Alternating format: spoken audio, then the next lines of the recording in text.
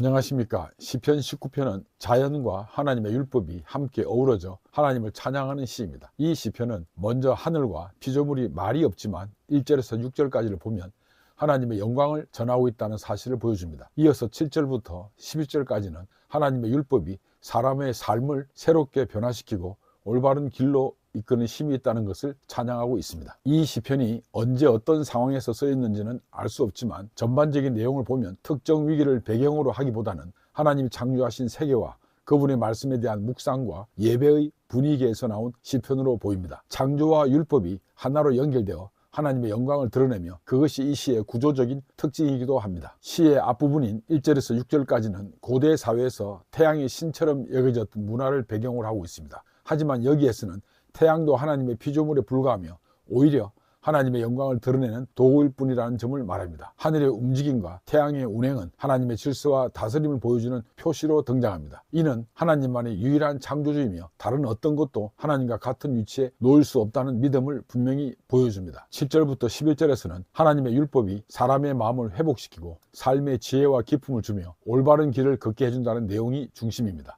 이 말씀은 단순한 규칙이 아니라 사람의 내면과 삶 전체를 변화시키는 능력을 갖추고 있습니다. 여기서 하나님의 말씀은 완전하고 확실하며 진실하고 바르고 사람은 이 말씀을 통해 하나님과 올바른 관계 속에서 살아갈 수 있음을 말하고 있습니다.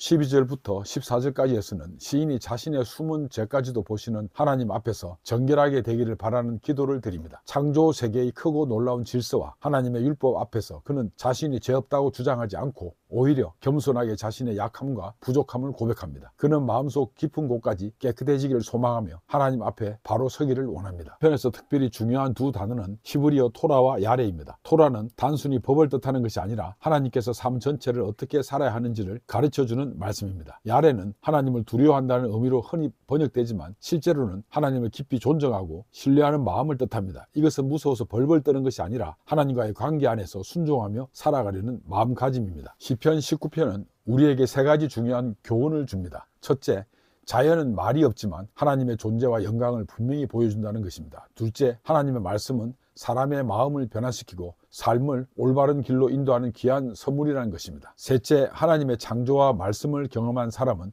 자신의 죄를 돌아보고 늘 겸손하게 정결함을 구해야 한다는 것입니다. 이 시편은 우리의 삶 전체가 하나님의 영광을 드러내는 통로가 되어야 함을 가르쳐주는 훌륭한 교훈의 말씀입니다. 감사합니다. 다음 시간에 뵙겠습니다.